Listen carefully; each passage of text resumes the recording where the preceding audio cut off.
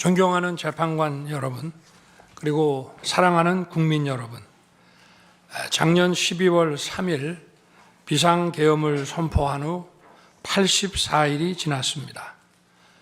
제 삶에서 가장 힘든 날들이었지만 감사와 성찰의 시간이기도 했습니다.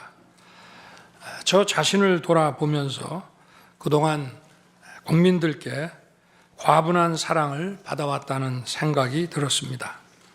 감사한 마음이 들면서도 국민께서 일하라고 맡겨주신 시간에 제 일을 하지 못하고 있는 현실이 송구스럽고 가슴 아팠습니다. 한편으로 많은 국민들께서 여전히 믿어주고 계신 모습에 무거운 책임감도 느꼈습니다. 국민 여러분께 죄송하고 감사하다는 말씀 먼저 드리고 싶습니다. 제가 비상계엄을 선포하고 몇 시간 후 해제했을 때 많은 분들께서 이해를 못하셨습니다. 지금도 어리둥절해 하시는 분들이 있을 겁니다. 계엄이라는 단어에서 연상되는 과거의 부정적 기억도 있을 것입니다. 거대 야당과 내란 공작 세력들은 이런 트라우마를 악용하여 국민을 선동하고 있습니다. 그러나 12.3 비상계엄은 과거의 계엄과는 완전히 다른 것입니다. 무력으로 국민을 억압하는 계엄이 아니라 계엄의 형식을 빌린 대국민 호소입니다. 12.3 비상계엄 선포는 이 나라가 지금 망국적 위기 상황에 처해 있음을 선언하는 것이고, 주권자인 국민들께서 상황을 직시하고 이를 극복하는 데 함께 나서달라는 절박한 호소입니다. 무엇보다 저 자신, 윤석열 개인을 위한 선택은 결코 아니었다는 사실을 분명히 말씀드립니다. 저는 이미 권력의 정점인 대통령 자리에 있습니다. 대통령에게 가장 편하고 쉬운 길은 힘든 일을 굳이 벌이지 않고 사회 여러 세력과 잘 타협하고 모든 사람들에게 듣기 좋은 말을 하면서 임기 5년을 안온하게 보내는 것입니다. 일하겠다는 욕심을 버리면 치열하게 싸울 일도 없고 어려운 선택을 할 일도 없어집니다. 저 개인의 삶만 생각한다면 정치적 반대 세력의 거센 공격을 받을 수 있는 이런 비상계엄을 선택할 이유가 전혀 없습니다. 저는 비상계엄을 결심했을 때 제게 많은 어려움이 닥칠 것을 당연히 예감했습니다. 거대 야당은 제가 독재를 하고 집권 연장을 위해 비상계엄을 했다고 주장합니다. 내란죄를 씌우려는 공작 프레임입니다. 정말 그런 생각이었다면 고작 280명의 실무장도 하지 않은 병력만 투입하도록 했겠습니까? 주말이 아닌 평일에 계엄 선포를 하고 계엄을 선포한 후에 병력을 이동시키도록 했겠습니까? 심판정 증거조사에서 드러난 사실에 의하면 그나마 계엄 해제 요구 결의 이전에 국회에 들어간 병력은 106명에 불과하고 본관에 들어간 병력은 15명입니다. 15명이 유리창을 깨고 들어간 이유도 자신들의 근무 위치가 본관인데 입구를 시민들이 막고 있어서 충돌을 피하기 위해 불 꺼진 창문을 찾아 들어간 것입니다. 또한 국회의 해제 요구 결의가 이루어진 이후에 즉시 모든 병력을 철수했습니다. 투입된 군의 병력이 워낙 소수이다 보니 국회 외곽 경비와 질서 유지는 경찰에 요청했습니다. 경찰은 인근 전장년 집회 대응 경력 300명을 국회 외곽에 보냈습니다. 부상당한 군인들은 있었지만 일반 시민들은 단 한 명의 피해도 없었습니다. 처음부터 저는 국방장관에게 이번 비상계엄의 목적이 대국민 호소용임을 분명히 밝혔습니다. 또한 국회의 계엄 해제 요구가 신속히 뒤따를 것이므로 계엄 상태가 오래가지 않을 것이라고 했습니다. 하지만 그런 내용을 사전에 군 지휘관들에게 그대로 알릴 수는 없었습니다. 그래서 최소한의 병력을 실무장하지 않은 상태로 투입함으로써 군의 임무를 경비와 질서 유지로 확실하게 제한한 것입니다. 많은 병력이 무장 상태로 투입되면 아무리 조심하고 자제하라고 해도 군중과 충돌하기 쉽습니다. 그런 일이 발생하지 않도록 원천 차단한 것이고 실제 결과도 예상대로였습니다. 제가 소수의 병력, 비무장, 경험 있는 장병 이 세 가지를 장관에게 명확히 지시한 이유입니다. 그런데도 거대 야당은 이것을 내란이라고 주장하고 있습니다. 병력 투입 시간이 불과 2시간도 안 되는데 2시간짜리 내란이라는 것이 있습니까? 방송으로 전 세계, 전 국민에게 시작한다고 알리고 국회가 그만두라 한다고 바로 병력을 철수하고 그만두는 그런 내란을 보셨습니까? 대통령이 국회를 장악하고 내란을 일으키려 했다는 주장은 어떻게든 대통령을 끌어내리기 위한 선동 공작입니다.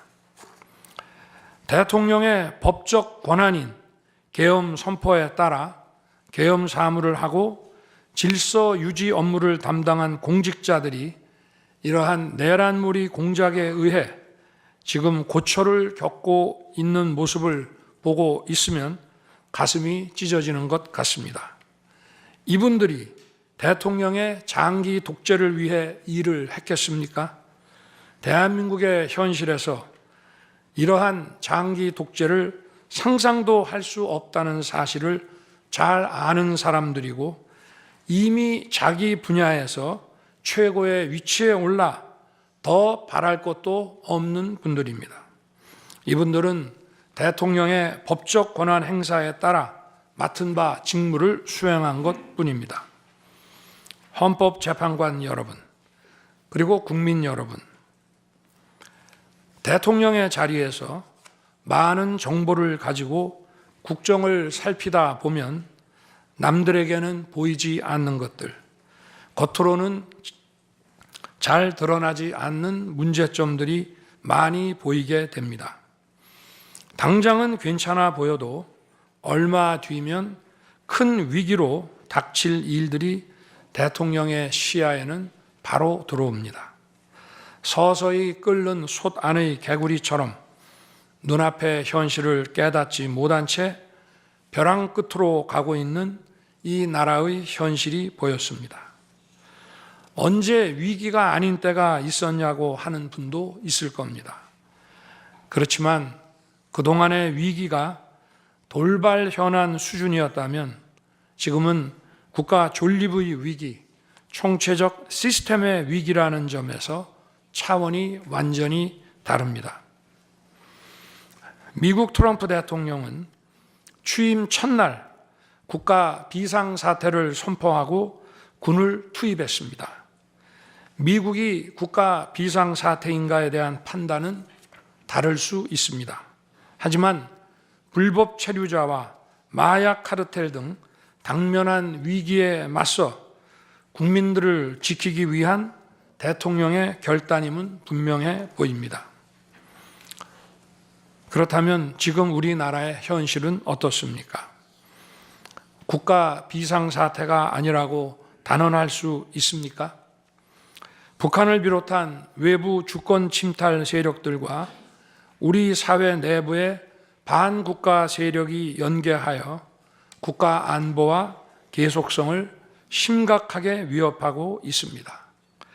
이들은 가짜 뉴스, 여론 조작, 선전선동으로 우리 사회를 갈등과 혼란으로 몰아넣고 있습니다.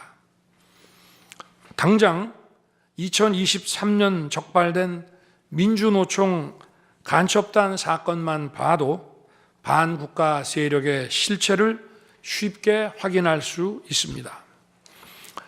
이들은 북한 공작원과 접선하여 직접 지령을 받고 군사시설 정보 등을 북한에 넘겼습니다.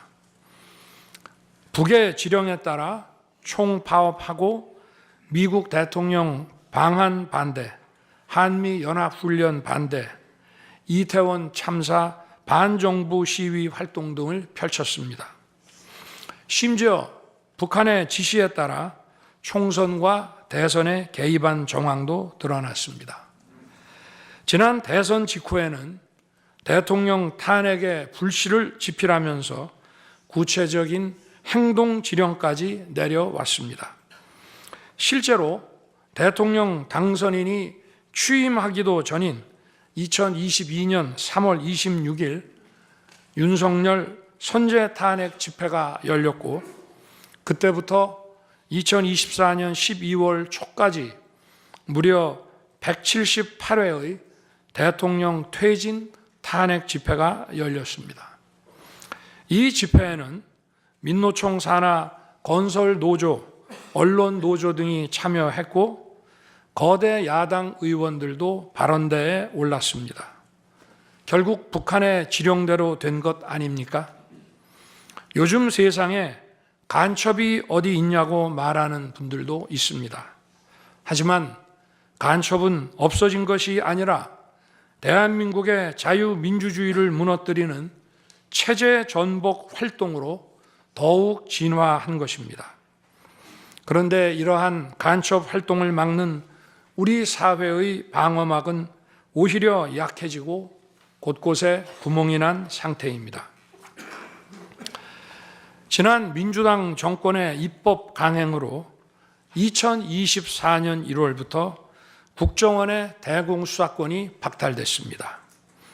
간첩단 사건은 노하우가 축적된 기관에서 장기간 치밀하게 수사를 해야 합니다.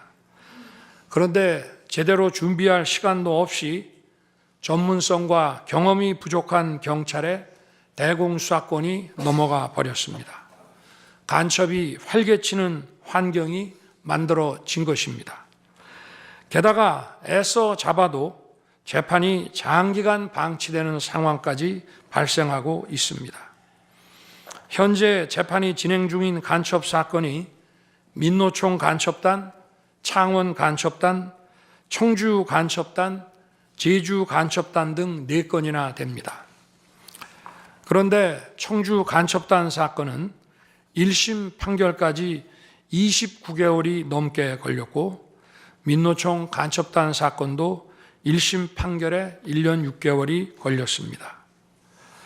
이들은 구속기간 만료 후 석방되어 1심 판결로 법정 구속이 될 때까지 버젓이 활보하고 다녔습니다.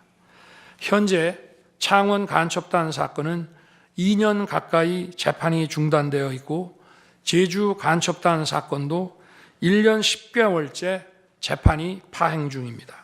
모두 석방된 상태입니다.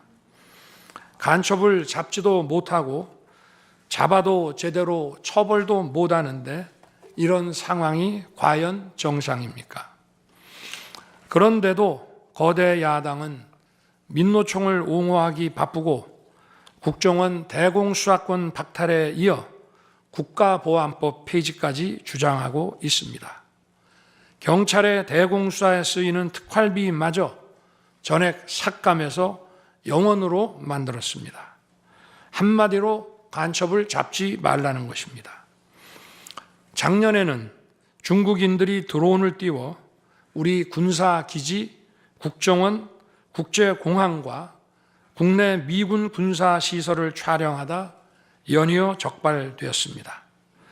이들을 간첩죄로 처벌하기 위해서는 법률을 개정해야 하는데 거대 야당이 완강히 거부하고 있습니다. 국가 핵심 기술을 유출하는 산업 스파이도 최근 급증하고 있습니다. 반도체, 디스플레이 등 기술 유출 피해가 수십조 원에 달하는데 그 3분의 2가 중국으로 유출됩니다. 중국은 사진 한 장만 잘못 찍어도 우리 국민을 마음대로 구금하는 강력한 반간첩법을 시행하고 있는데 거대 야당은 산업 스파이를 막기 위한 간첩죄 법률 개정조차 가로막고 있습니다. 또한 거대 야당은 방산 물자를 수출할 때 국회 동의를 받도록 하는 방위사업법 개정안을 당론으로 추진하고 있습니다. 방산 비밀 자료를 국회에 제출해야 하고 거대 야당이 반대하면 방산 물자도 수출할 수 없게 됩니다. 국회에 제출된 방산 비밀 자료들이 제대로 보안 유지가 되며 적대 세력에 넘어가지 않는다고 누가 보장할 수 있겠습니까? 방산 기밀 자료가 이렇게 유출되면 상대국에서 우리 방산 물자를 수입하겠습니까? 북한, 중국, 러시아가 원치 않는 자유세계의 방산 수출을 하지 말라는 말과 같습니다. 방산 수출은 단순히 돈을 버는 것만이 아닙니다. 수출 상대국과 전략적 연대를 강화하고 더 나아가 자유세계 많은 국가들과 국방 협력을 이루어서 우리의 안보를 튼튼하게 하는 것입니다. 이러한 방산 수출을 권장하기는커녕 이렇게 방해하는 것이 결국 누구에게 도움되는 것입니까? 거대 야당은 우리 국방력을 약화시키고 군을 무력화하는 데도 앞장서고 있습니다. 여러분이 다 아시는 바와 같이 북한은 우크라이나에 많은 병력을 파병하여 러시아와 군사 밀착을 시도하고 있습니다. 우리에게 매우 심각한 안보 위협입니다. 그런데도 이를 살피기 위해 참관단을 보내려 하자 거대 야당은 당시 신원식 국방장관 탄핵까지 겁박하며 결사적으로 이를 막았습니다. 심지어 거대 야당은 우크라이나 참관단 파견, 대북 확성기와 오물풍선 대응 검토 등 군의 정당한 안보 활동까지 외환죄라고 우기고 있습니다. 국가와 국민의 안전을 지키려는 대통령을 전쟁광이라고 비난하고 북핵 위협에 대응하는 한미일 합동훈련을 극단적 친일 행위라고 매도했습니다. 1차 대통령 탄핵 소추안에는 북중러를 적대시하는 것이 탄핵 사유라고 명기했습니다. 190석에 달하는 무소불위의 거대 야당이 우리나라와 우리 국민 편이 아니라 북중러의 편에 서 있는 것입니다. 이러한 상황이 국가 위기 상황이 아니면 뭐란 말입니까? 이뿐이 아닙니다. 거대 야당은 핵심 국방 예산을 삭감하여 우리 군을 무력화하려 하고 있습니다. 거대 야당은 전체 예산 가운데 겨우 0.65%만 깎았을 뿐이라고 주장합니다. 그러나 그 0.65%가 어디냐가 중요한 것입니다. 마치 사람의 두 눈을 빼놓고 몸 전체에서 겨우 눈알 2개 뺐다고 말하는 것과 같은 얘기입니다. 거대 야당이 삭감한 국방 예산은 우리 군의 눈알과 같은 예산입니다. 북한 핵과 미사일 기지를 선제 타격하는 키일체인의 핵심인 정찰 자산 예산을 대폭 삭감했습니다. 핵심 전력인 지휘정찰 사업 예산을 2024년 대비 4,852억 원 감액했고, 전술 데이터링크 시스템 성능 개량 사업은 무려 78%를 삭감했습니다. 우리 국민을 향해 날아오는 미사일을 요격하는 KAMD, 즉 한국형 미사일 방어 체계 구축도 예산 삭감으로 개발이 중단될 위기입니다. 장거리 함대공 유도탄 사업을 위해 예산 119억 5,900만 원을 책정했지만 96%를 삭감하고 5억 원만 남겼습니다. 정밀 유도포탄 연구 개발 사업은 84%를 삭감했습니다. 아무리 주먹이 세도 앞이 보이지 않으면 싸울 수 없듯이 감시 정찰 자산이 없으면 아무리 좋은 무기도 무용지물입니다. 게다가 최근 북한의 드론 공격이 큰 위협으로 대두되고 있습니다. 드론 방어 예산 100억 원 가운데 무려 99억 5,400만 원을 깎아서 사업을 아예 중단시켜버렸습니다. 도대체 누구의 지시를 받아서 이렇게 핵심 예산만 딱딱 골라 삭감했는지 저도 궁금할 지경입니다.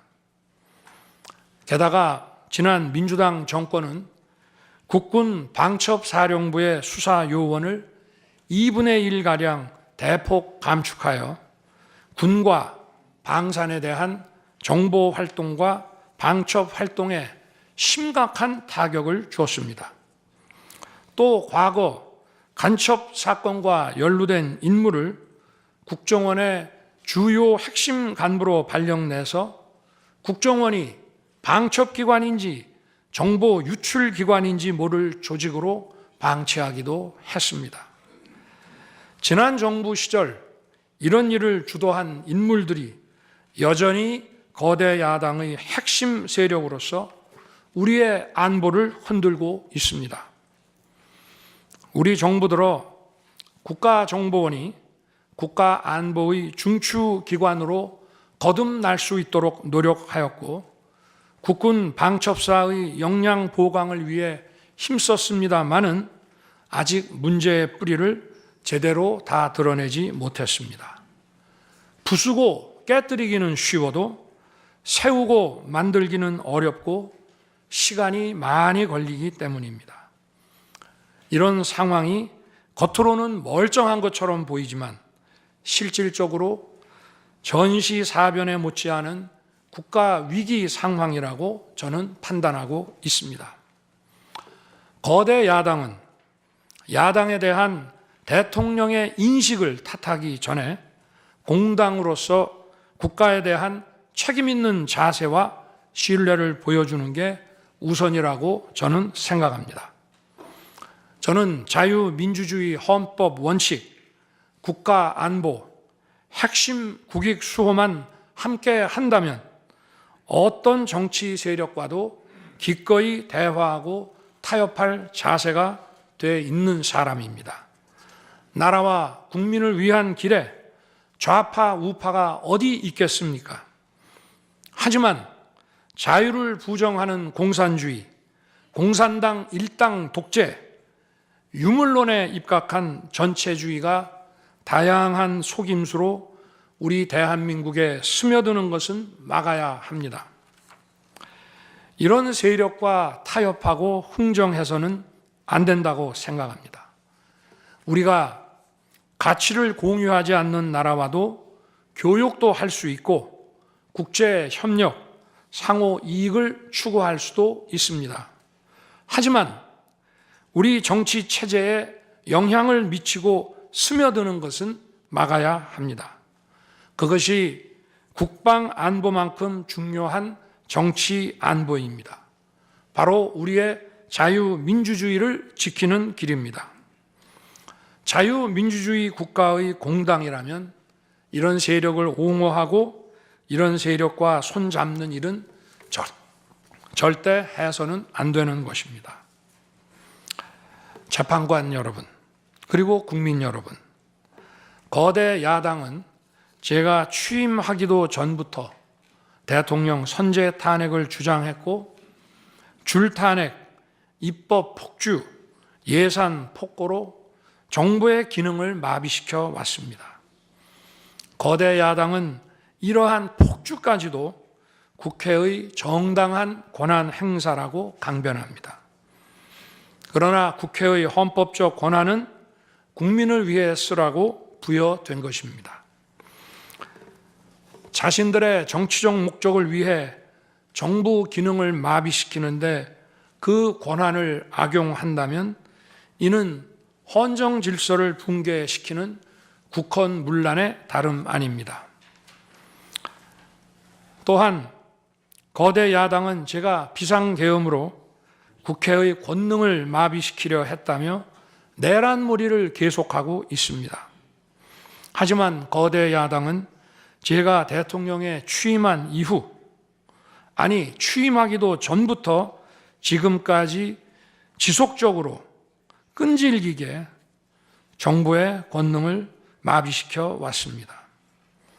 마치 정부를 마비시키는 것이 유일한 목표인 것처럼 국회의 권한을 마구마구 휘둘러 왔습니다.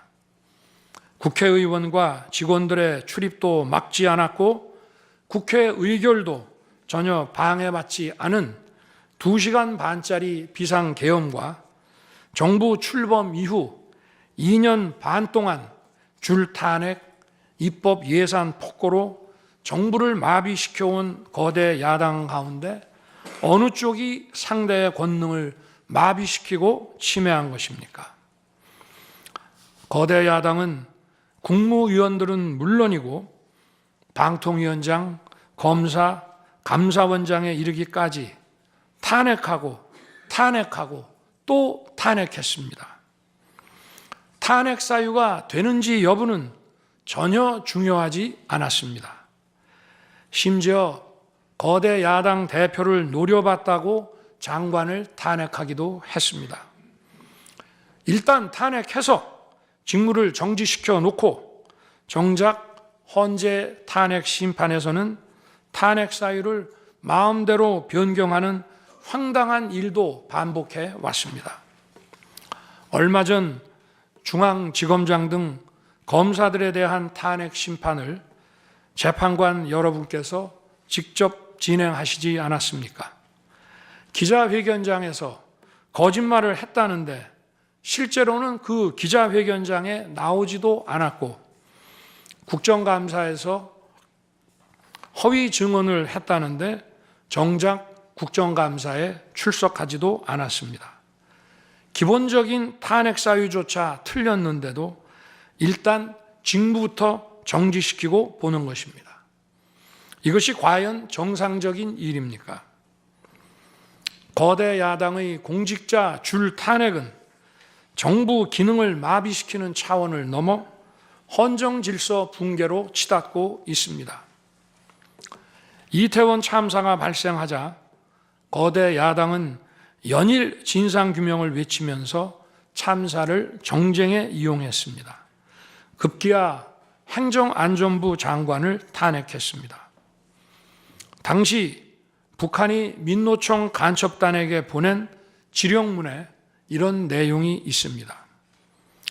이번 특대형 참사를 계기로 사회 내부에 세월호 참사 진상규명 투쟁과 같은 정세 국면을 조성하는 데 중점을 두고 각계각층의 분노를 최대한 분출시켜라.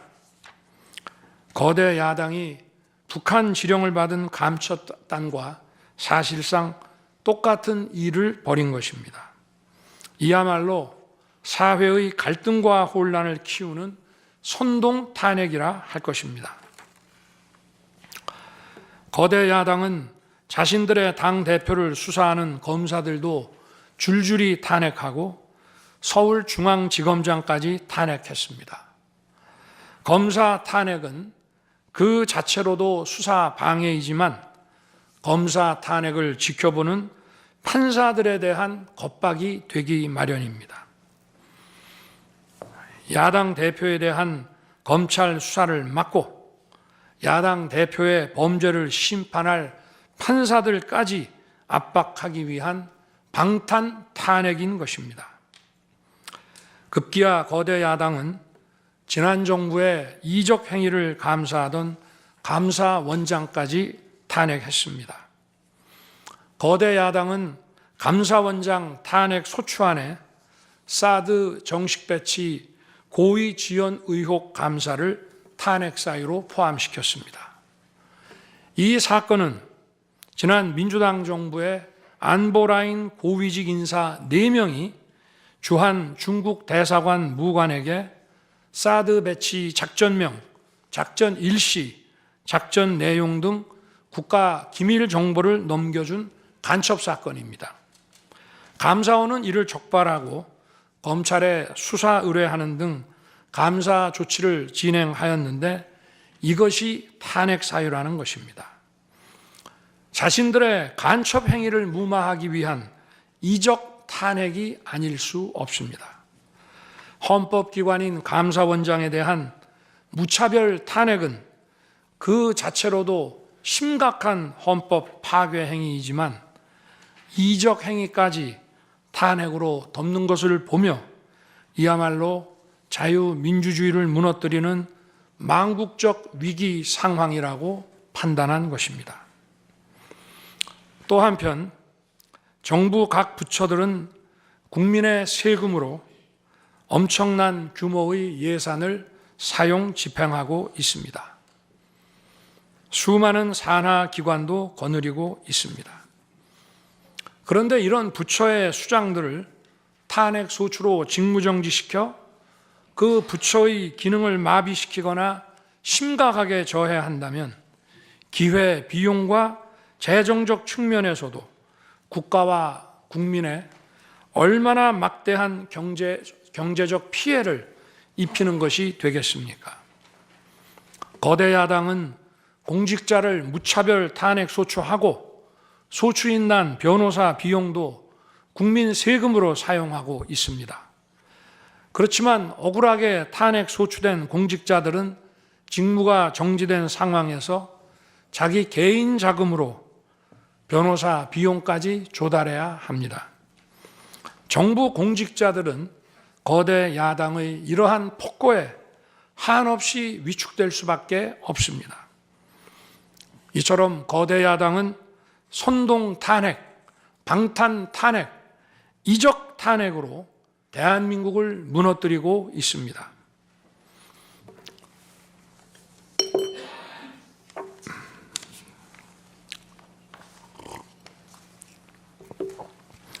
우리나라 선거 가운데 대통령 선거가 기간도 가장 길고 국민적 관심도 가장 큽니다. 그만큼 직선 대통령의 민주적 정당성은 다른 선출직 공직자에 비해 그 무게가 다릅니다. 과거 우리나라 민주화 운동은 한마디로 대통령 직선제 확보였다고 해도 과언이 아닙니다. 그런데 거대 야당은 대선이 끝나자마자 동조 세력과 연대하여 아직 취임도 하지 않은 대통령 당선인을 상대로 선제 탄핵과 퇴진 운동을 벌이기 시작했고 지난 2년 반 동안 오로지 대통령 끌어내리기를 목표로 정부 공직자 줄탄핵 그리고 입법과 예산 폭거를 계속해 왔습니다. 헌법이 정한 정당한 견제와 균형이 아니라 민주적 정당성의 상징인 직선 대통령 끌어내리기 공작을 그야말로 쉼없이 해온 것입니다. 이것이 국헌문란이 아니면 도대체 어떤 것이 국헌문란 행위이겠습니까? 뿐만 아니라 거대 야당의 이런 지속적 국헌문란 행위는 국가 정체성과 대외 관계에 있어서 자유민주주의 헌법 정신과 동떨어진 인식에 기반하고 있다고 저는 생각합니다. 따라서 직선 대통령을 끌어내리기 위한 줄탄핵, 입법 예산 폭거는 어느 면으로 보나 자유민주주의 헌정질서 파괴의 목표로 하고 있다고 하겠습니다. 흔히들 대통령 중심제 권력구조를 가지고 제왕적 대통령제라고 합니다. 그러나 지금 우리나라는 제왕적 대통령이 아니라 제왕적 거대 야당의 시대입니다. 그리고 제왕적 거대 야당의 폭주가, 그 독재가 대한민국의 존립 위기를 불러오고 있습니다.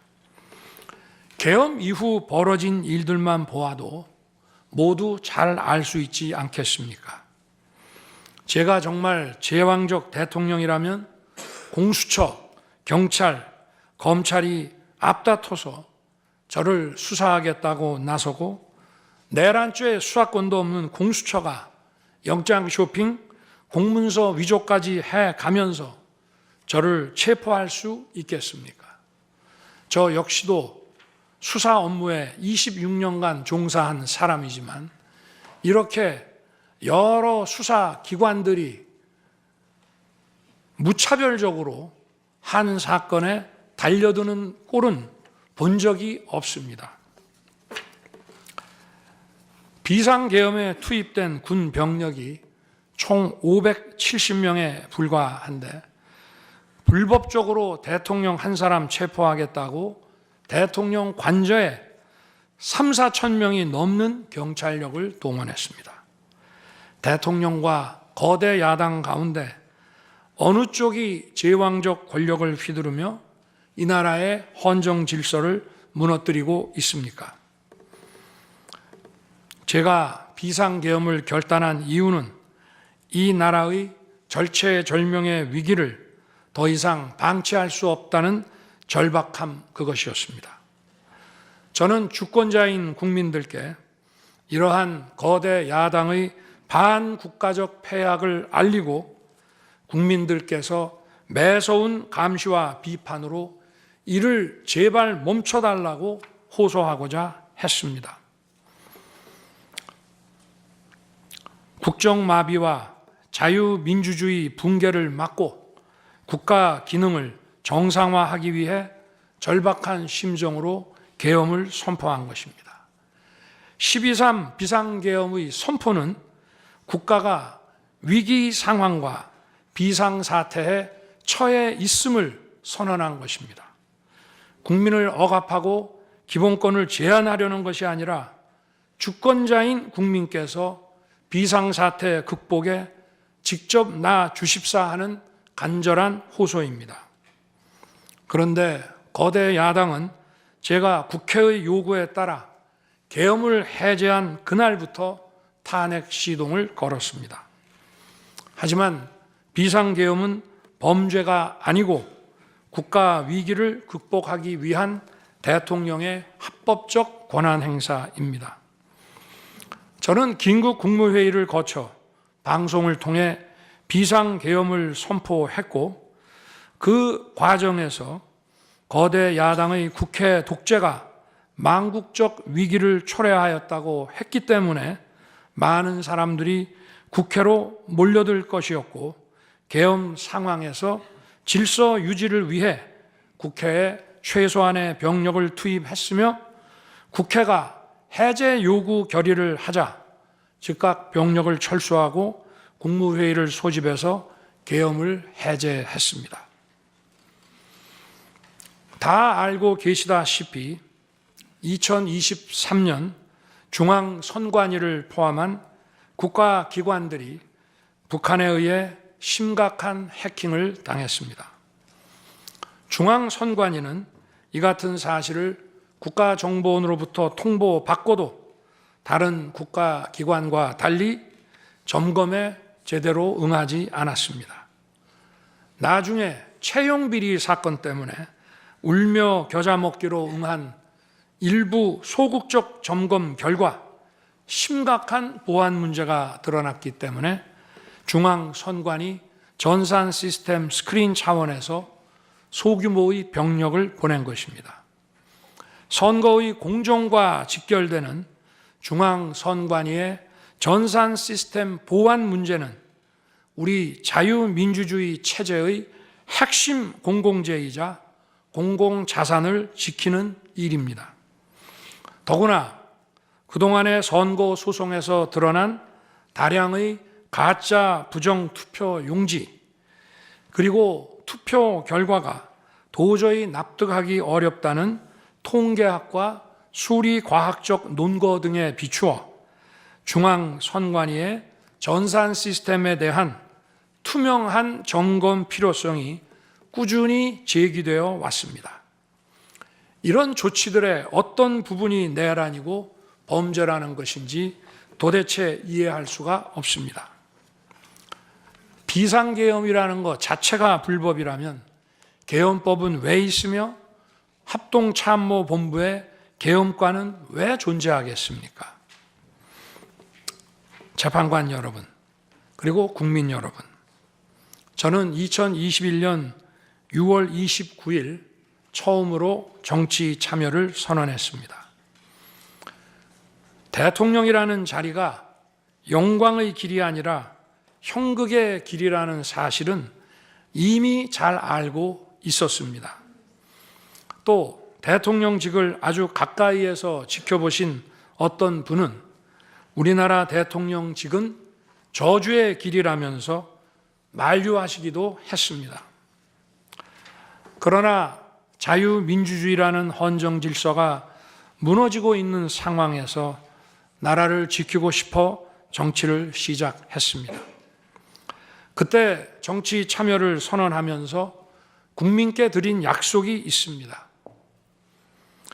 우리의 미래를 짊어질 청년들, 국가를 위해 희생하신 분들, 산업화에 일생을 바친 분들, 나라의 민주화에 헌신하고도 묵묵히 생업에 종사하며 살아가시는 분들, 성실하게 세금을 내시는 분들, 이런 분들이 분노하지 않는 나라를 만들겠다는 약속이었습니다. 그리고 청년들이 마음껏 뛰는 역동적인 나라, 창의와 자유가 넘치는 혁신의 나라, 약자가 기죽지 않은 따뜻한 나라, 국제사회와 가치를 공유하고 책임을 다하는 나라를 만들겠다고 국민께 약속드렸습니다.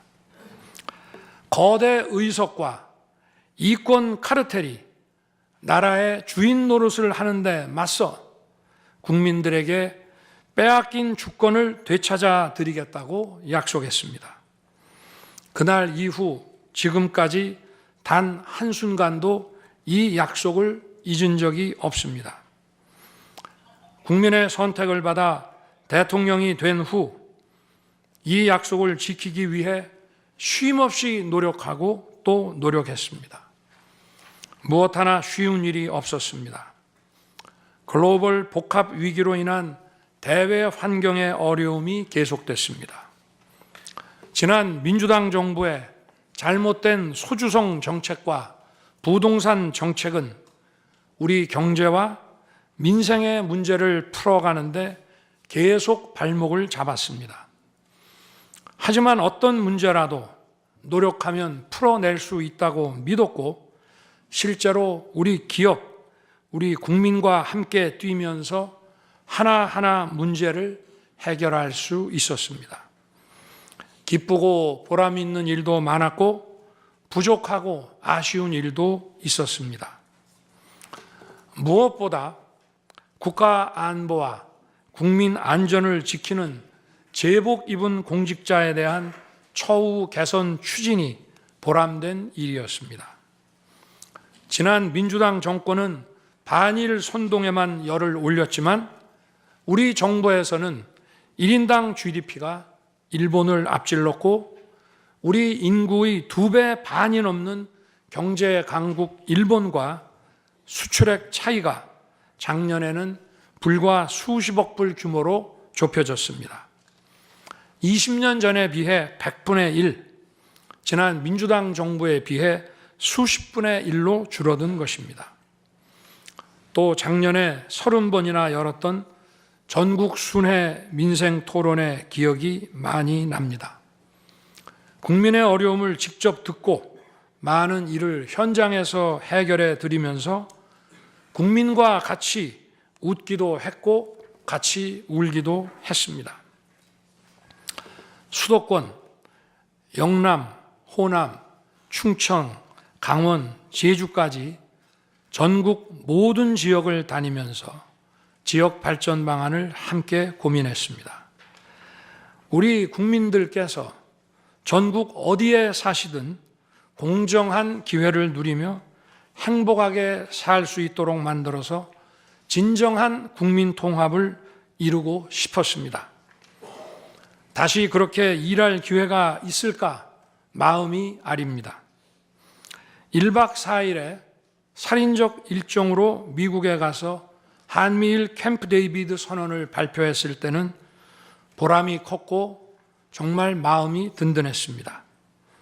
방산 수출에 물꼬를 트고 팀 코리아가 체코 원전 건설 사업의 우선 협상 대상자로 선정됐을 때에는 어린아이같이 기뻤습니다. 아쉬웠던 순간도 떠오릅니다. 기업과 국민들에게 꼭 필요한 법안들은 하염없이 뒤로 밀어놓고 거부권을 행사할 수밖에 없는 위헌적 법안, 핵심 국익에 반하는 법안들이 야당 단독으로 국회에서 일사천리 통과될 때에는 답답했습니다. 국방, 치안, 민생을 위해 꼭 필요한 아킬레스건 예산들이 삭감됐을 때에는 막막했습니다. 지금 저는 잠시 멈춰서 있지만 많은 국민들, 특히 우리 청년들이 지금 대한민국이 처한 상황을 직시하고 스스로 주권을 되찾고 나라를 지키기 위해 나서고 있습니다. 비상계엄의 목적이 망국적 위기 상황을 알리고 헌법 제정 권력인 주권자들께서 나서 주시기를 호소하는 것이었는데 이것만으로도 비상계엄의 목적이 상당 부분 이루어졌다고 생각하게 됩니다.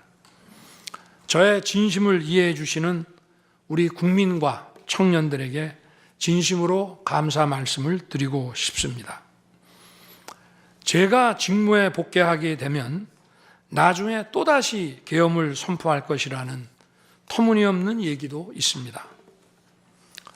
계엄의 형식을 빌린 대국민 호소로 이미 많은 국민과 청년들께서 나라의 상황을 직시하고 나라 지키기에 나서고 계신데 그런 일을 또 할 이유가 있겠습니까?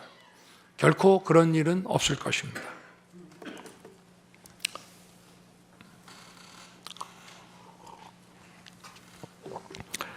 헌법재판관 여러분, 그동안 심판정에서 다루어진 쟁점들 가운데 두 가지에 대해서만 간략히 말씀드리겠습니다. 세세한 사실관계를 언급하기보다 상식선에서 간단히 말씀드리겠습니다. 우선 제가 국회의원을 체포하거나 본회의장에서 끌어내라고 했다는 것입니다. 정말 터무니없는 얘기입니다. 상식적으로 이렇게 해서 도대체 뭘 어떻게 하겠습니까?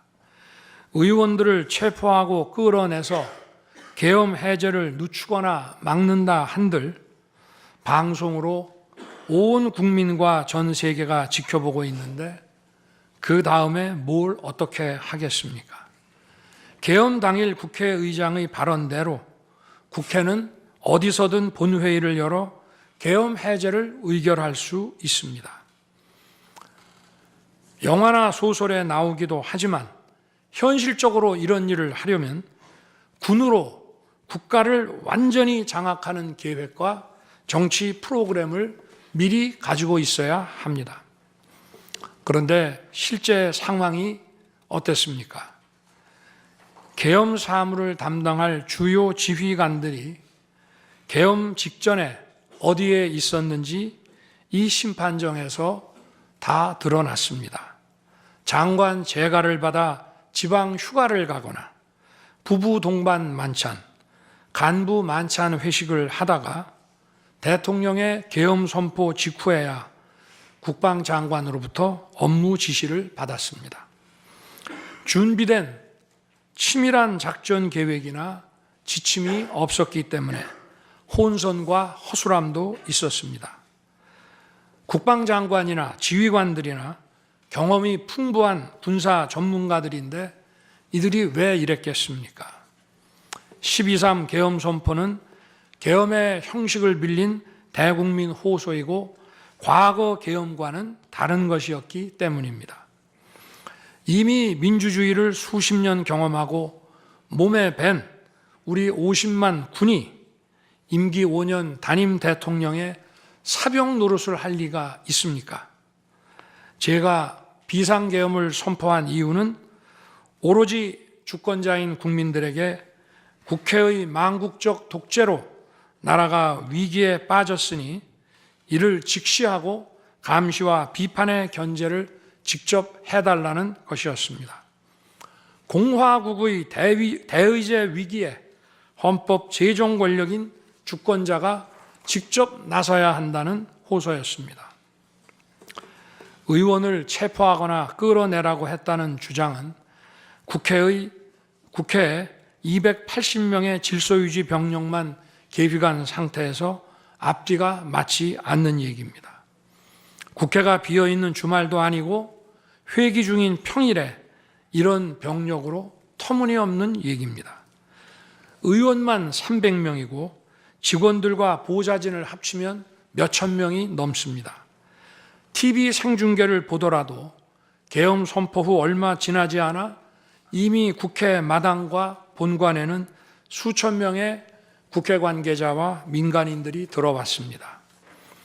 실제로 계엄 선포 후 1시간 30분이 지나서야 질서유지 군 병력이 도착했고 경내에 진입한 병력이 106명, 그 중에서 본관에 들어간 병력이 겨우 15명인데 이런 극소수 병력을 가지고 국회의원을 체포하고 끌어낸다는 것이 말이 되겠습니까?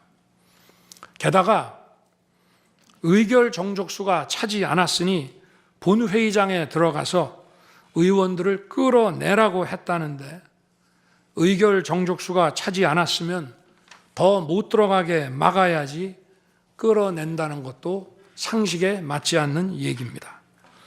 본관에 진입한 군인들은 본회의장이 어디에 있는지도 몰랐다고 합니다. 무엇 하나 말이 되지 않습니다. 단 한 사람도 끌려 나오거나 체포된 일이 없었으며 군인이 민간인들에게 폭행당한 일은 있어도 민간인을 폭행하거나 위해를 가한 일은 한 건도 없었습니다. 실제로 일어나지도 않았고 일어날 수도 없는 불가능한 일에 대해 이런 주장을 하는 것은 지난번에도 말씀드렸지만 그야말로 호수 위에 비친 달빛을 건져내려는 것과 같은 허황된 것입니다. 거대 야당은 대통령의 헌법상 권한에 기해 선포된 계엄을 불법 내란으로 둔갑시켜 탄핵 소추를 성공시켰습니다. 그리고는 헌재 심판에서는 탄핵 사유에서 내란을 삭제했습니다. 그야말로 초유의 사기 탄핵이 아닐 수 없습니다. 내란이냐 아니냐는 긴 시간의 복잡한 심리를 통해 가려지는 게 아닙니다. 내란이냐 아니냐는 판례에서 보듯이 실제 일어난 일과 진행된 과정에서 드러난 결과로 누구나 쉽게 바로 알 수 있어야 내란이 되는 것입니다. 거대 야당과 소추단이 헌재 심판 대상에서 내란을 삭제한 이유는 심판의 심리 시간을 단축시키려는 것이 아니라 내란의 실체가 없기 때문입니다. 더구나 12.3 계엄은 발령부터 해제까지 역사상 가장 빨리 종결된 계엄입니다. 그러다 보니 계엄 사령부 조직도 구성되지 못했고 예하 수사본부 조직도 전혀 만들어지지 못한 채 그냥 계엄이 종료됐습니다. 비상계엄 국무회의에 대해 간단히 말씀드리겠습니다. 계엄 당일 국무회의는 국무회의로 보기 어렵다는 주장이 있습니다. 그런데 국무회의를 할 것이 아니었다면 도대체 12월 3일 밤에 국무위원들이 대통령실에 온 이유를 오히려 제가 묻고 싶습니다. 국무회의가 아니라 간담회 정도였다는 주장도 있습니다만 그날이 간담회를 할 상황은 아닙니다. 간담회는 의사 정족수도 없는데 국무회의 의사 정족수가 찰 때까지 왜 기다렸겠습니까? 당일 저녁 8시 반부터 국무위원들이 차례로 오기 시작했고 저는 비상계엄에 대해 설명하고 국방장관은 계엄의 개요가 기재된 비상계엄 선포문을 나눠줬습니다. 국무위원들은 경제적, 외교적으로 어려움이 있다고 우려했고 저는 대통령으로서 각 부처를 관장하는 국무위원들의 생각과 다른 생각을 가지고 있으며 국가가 비상 상황이고 비상한 조치가 필요함을 설명했습니다. 그리고 각 부처 장관의 우려사항, 예를 들어 경제부총리의 금융시장 혼란 우려와 외교장관의 우방국 관계 우려는 제가 걱정하지 말라고 했습니다. 국무위원들이 과거의 계엄을 연상하고 있는 상황에서 저는 그냥 걱정하지 말라고 할 수밖에 없었습니다. 의사 정족수 충족 이후 국무회의 시간은 5분이었지만 그 이전에 충분히 논의를 한 것입니다. 다음 날 새벽 해제 국무회의는 소요 시간이 단 1분이었습니다. 실제 정례 주례 국무회의 경우에도 모두와 마무리 발언 등을 하고 많은 안건을 다루기 때문에 1시간가량 걸리지만 개별 안건의 심의 시간은 극히 짧습니다. 또한 비상계엄을 위한 국무회의를 정례 주례 국무회의처럼 하기는 어렵습니다. 보안 유지가 중요하고 그렇게 해야 혼란도 줄이고 질서 유지 병력도 최소화할 수 있기 때문입니다. 이상민 전 행안부 장관은 지난 심판정에서 그동안 국무회의를 100여 차례 참석했지만 이번 국무회의처럼 실질적으로 열띤 토론이나 의사 전달이 있었던 것은 처음이라고 했습니다. 국무회의 배석을 위해 비서실장과 안보실장도 통상처럼 대통령실로 나오도록 했고 국가 안보의 문제이기도 해서 국정원장도 참석시켰습니다. 1993년 8월 13일 김영삼 대통령께서 긴급 재정경제명령으로 금융실명제를 발표했을 때도 국무위원들은 소집 직전까지 발표한다는 사실 자체를 몰랐고 국무회의록도 사후에 작성됐습니다.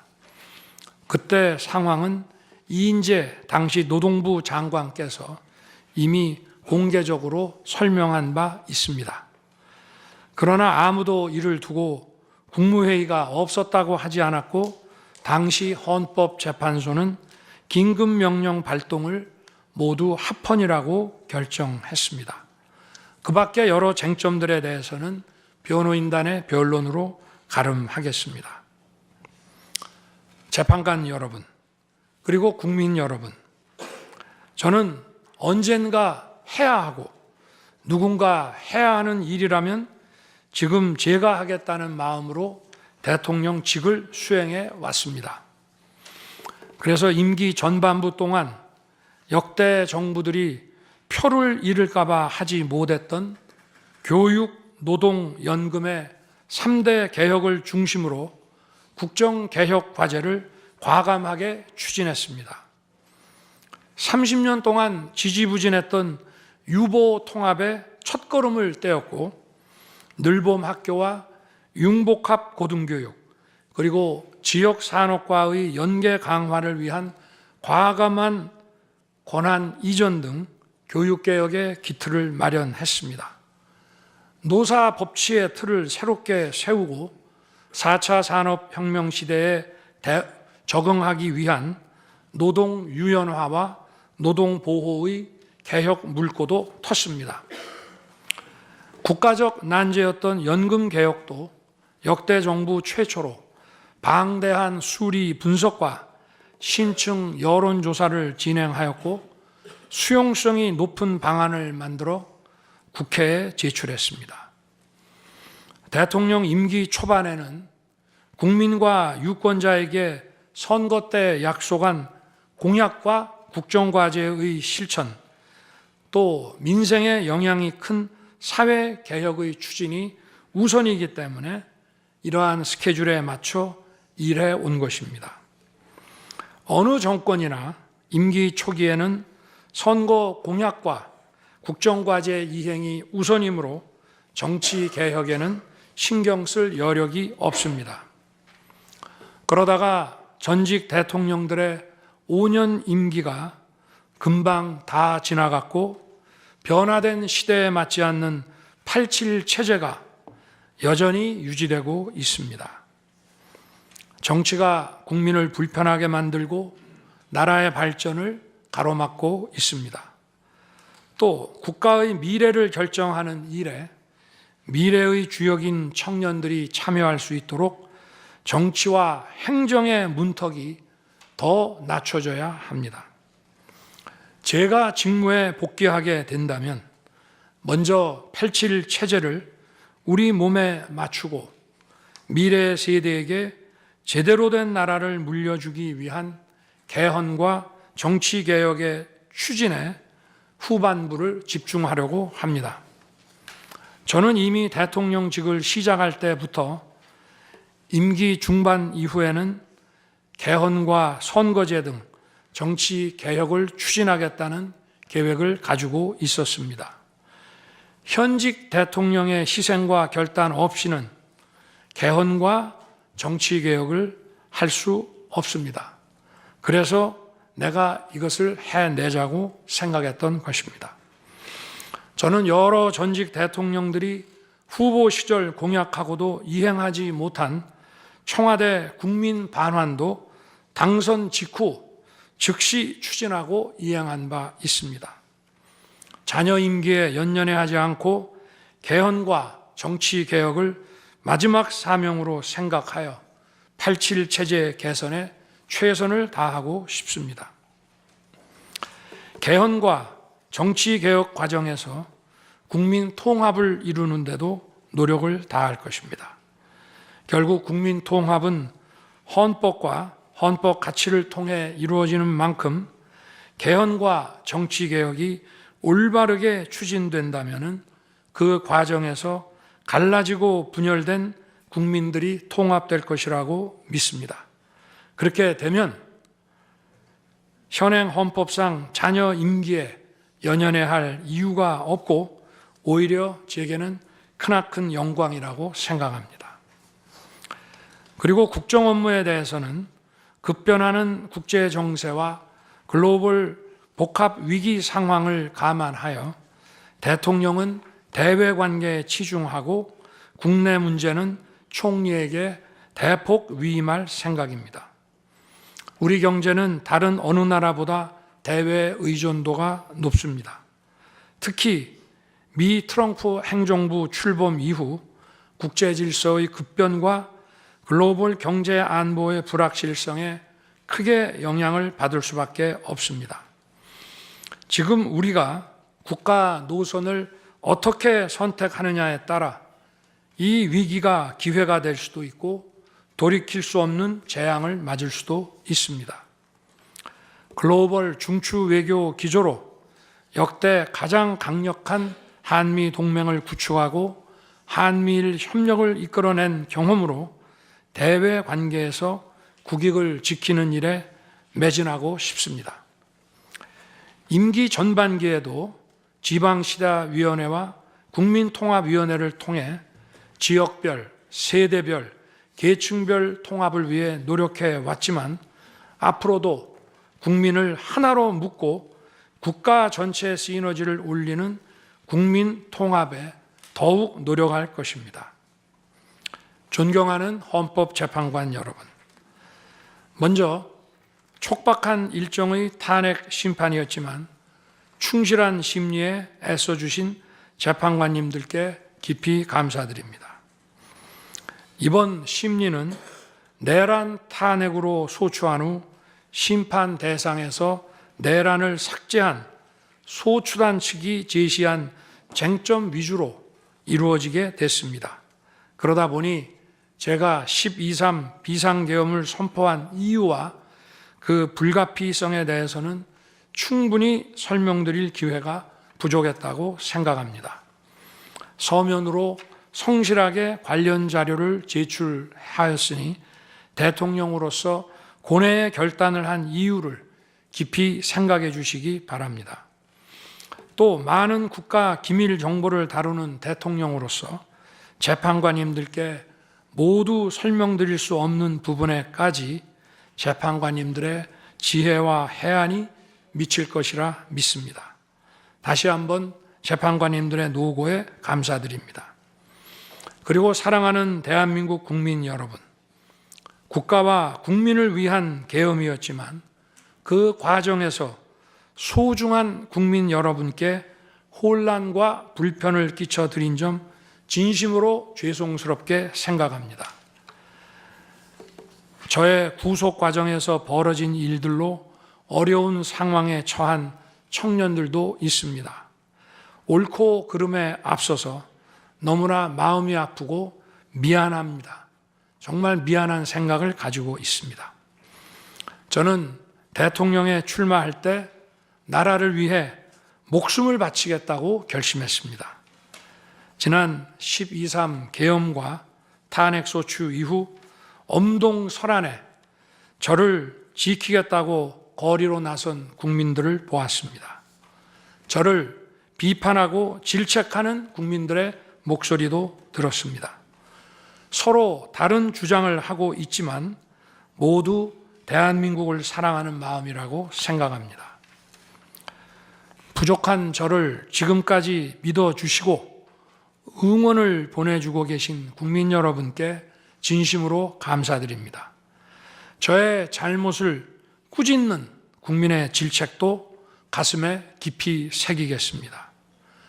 그리고 이 모든 과정이 새로운 대한민국으로 도약하는 디딤돌이 될 수 있도록 최선을 다하겠습니다. 감사합니다.